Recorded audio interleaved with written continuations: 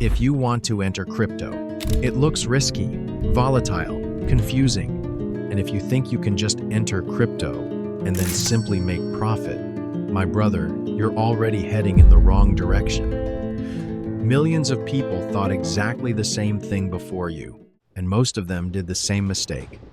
No research, no learning the fundamentals, straight in. A huge number of those people lost their money, not because crypto is a scam, because they never learned one basic thing: what crypto actually is.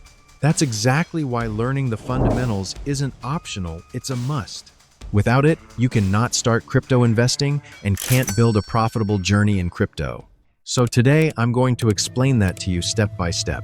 By the end of this video, you'll actually understand what cryptocurrency is, how blockchain works, what a smart contract does, and how to keep your money safe. No skipped steps, no jargon left unexplained. Let's build it up, one simple piece at a time.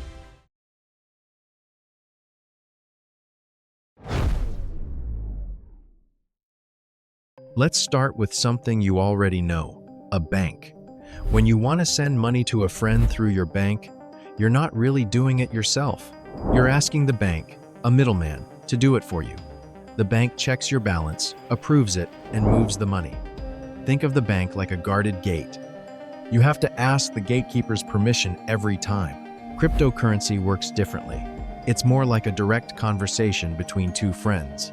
You send money straight to the other person, with no gatekeeper checking or approving it in the middle. So here's the simplest possible definition. Cryptocurrency is digital cash that doesn't need a bank to manage it. But why was crypto created in the first place? Think about this. Imagine you save $100 today and keep it in a drawer for a few years. When you finally spend it, you notice it doesn't buy as much as it used to. Maybe it could buy 10 pizzas before, but now it only buys 7. What changed? The money stayed exactly the same. The prices around it went up. This is called inflation. One reason inflation happens is that governments can create more of their own money whenever they choose. And when more money enters the economy, each individual unit of that money can lose a little of its buying power over time. Bitcoin, the very first cryptocurrency, was built differently on purpose. There will only ever be 21 million Bitcoins, ever. No one can print more, no matter what. Think of it like a limited edition trading card set. Only 21 million cards exist in the whole world, and that number is locked in forever. That built-in limit is a big part of why some people see Bitcoin as a kind of digital gold, something that can't quietly lose value the way printed money can. This whole idea started in 2008, when someone using the name Satoshi Nakamoto, nobody knows who they really are, published a paper solving a tricky problem. How do you send digital money to someone without a bank checking that you're not secretly spending the same dollar twice? That single idea kicked off everything we now call crypto. So, the important word to lock in here is decentralization, which just means power over money isn't controlled by one central group anymore. It's spread out among everyone using it. Like anything, it has trade-offs. The upside? It's fast, cheap to send, works across any border, and never closes. It runs 24/7. The downside, prices can swing wildly. There's a learning curve, and if you send it to the wrong place, there's no undo button. So, the one thing to remember from this section: cryptocurrency is digital cash that cuts out the middleman, and its value comes partly from the fact that no one can just print more of it whenever they want. That solves the what. But here's a question you might already be asking. If there's no bank keeping track of who owns what, who is keeping track? That's exactly what we're covering next. Here's the everyday picture to hold on to. Imagine a notebook, but instead of one person owning it, thousands of people around the world each own an identical copy. Whenever someone writes a new page, every single copy updates automatically everywhere at the same time. Now here's the rule that makes it trustworthy. You can only ever add a new page. You can never erase or rewrite an old one. And because thousands of people hold the exact same notebook, If one person tried to secretly change an old page, everyone else's copy would immediately show that something doesn't match. It would stick out instantly. That notebook is basically what a blockchain is. Each page is called a block, and it holds a group of transactions. And here's the clever part. Every block gets a unique digital fingerprint, called a hash. Each new block includes the fingerprint of the block before it, like a wax seal linking one page to the next. If someone tries to sneak back and edit an old block, its fingerprint changes, which breaks the seal on every single block that came after it. The whole chain shows the damage. This is why people say blockchain is immutable, a fancy word that simply means nobody can secretly change it. Now, a quick but important distinction. There are two kinds of blockchains. Public blockchains, like Bitcoin or Ethereum, are open to anyone, anywhere, no invitation needed. Think of it like a public park. Private blockchains are the opposite, invite only, usually run by one company for its own internal use, like a private office building where you need a badge to get in. They give a company more control, but they lose that open, anyone can join freedom. So who actually adds the new pages to this shared notebook? This is called consensus, basically, how thousands of strangers agree on what's true without a boss making the final call. There are two common ways this works. Proof of work, used by Bitcoin, is like a high-speed math race. Computers compete to solve a puzzle, and whoever solves it first gets to add the next page, using real electricity and computing power to earn that right. Proof of stake, used by Ethereum, works more like a trust deposit. People lock up some of their own coins to prove they're serious and honest, and in return, they earn the chance to verify the next page. Pause for a second on that one idea, because it's the core of this whole section. A blockchain is a shared notebook that thousands of computers keep identical copies of, and no single person can secretly rewrite the past. Now, a shared notebook is powerful on its own, but what if that notebook could also take action by itself, automatically, with no human needed to approve anything? That's where things get really interesting.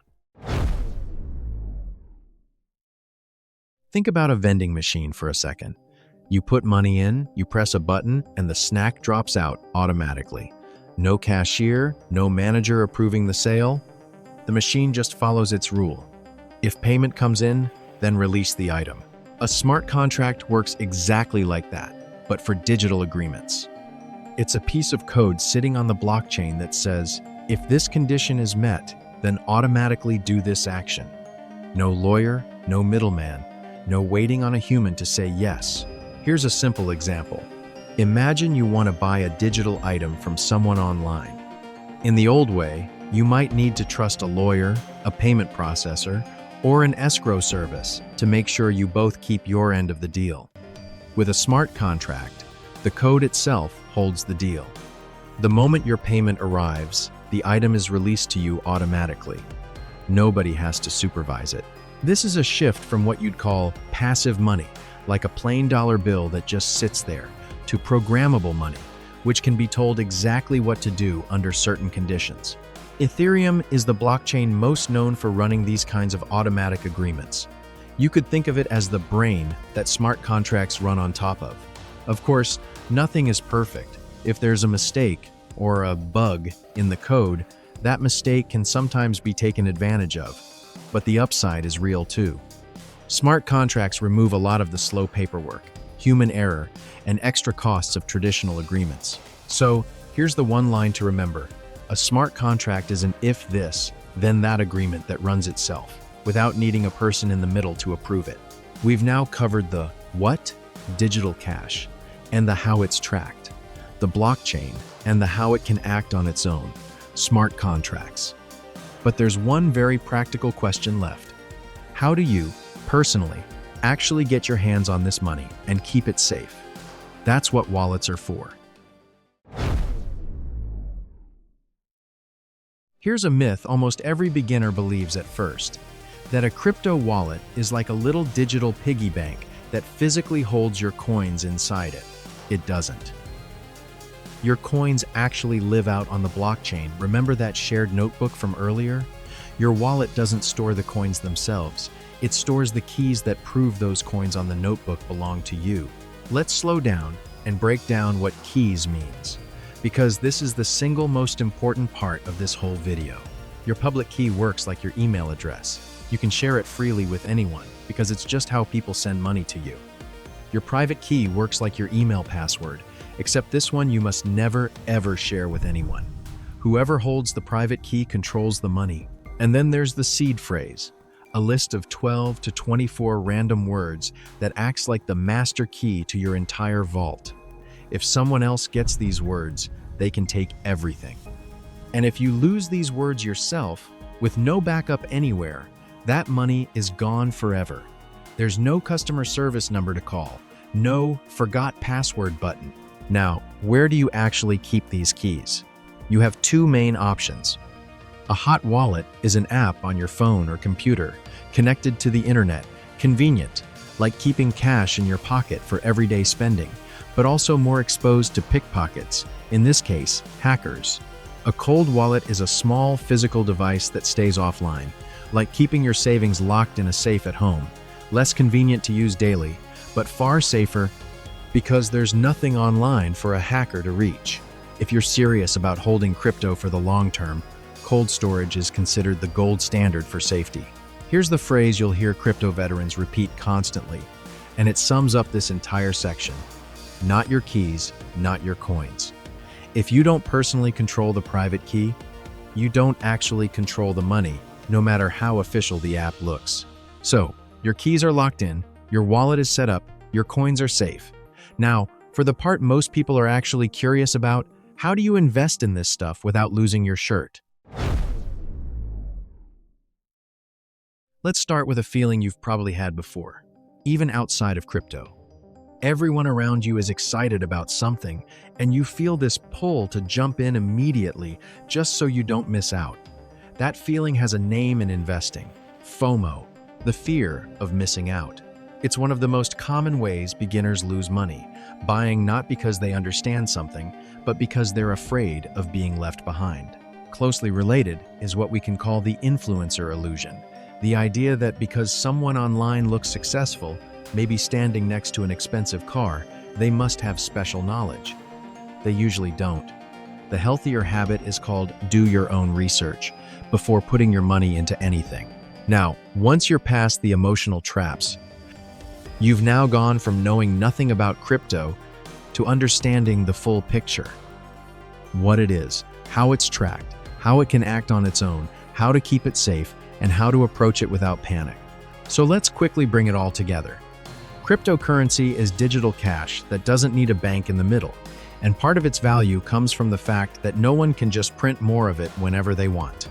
Blockchain is the shared notebook that keeps track of every transaction, copied across thousands of computers, so nobody can secretly cheat or rewrite the past. Smart contracts are if this, then that, agreements that run themselves automatically, with no lawyer or middleman needed. Wallets don't actually store your coins, they store the keys that prove those coins are yours, which is why protecting your private key and seed phrase matters more than almost anything else. And when it comes to investing, the real skill isn't predicting the future, it's staying calm, doing your own research, and following a plan instead of chasing hype. Once these 4 ideas click into place, the rest of crypto stops feeling like a foreign language. One last honest note, because a good teacher tells you the whole picture. In most places, crypto is treated as property for tax purposes, which means selling it, trading it, or even spending it. Yes, even buying a coffee with a crypto debit card can count as a taxable event you're expected to report. And unlike money in a bank, crypto isn't insured by any government program. You truly are the one in charge of protecting it. But if you want a clear next step instead of just a general direction, I've actually already made that easier for you. Right after this video, I break down exactly how professional investors and institutions build their crypto portfolios. How much goes into something steady like Bitcoin? How much goes into smaller, higher risk opportunities? And how to think about balance so one bad pick doesn't wipe out your progress. If today's video was about understanding the basics, that one is about actually applying them. I'll leave that video right on your screen if you want to. Keep going. Crypto isn't magic, and it isn't a scam by default either. It's just a new kind of tool. And now, you actually understand how it works.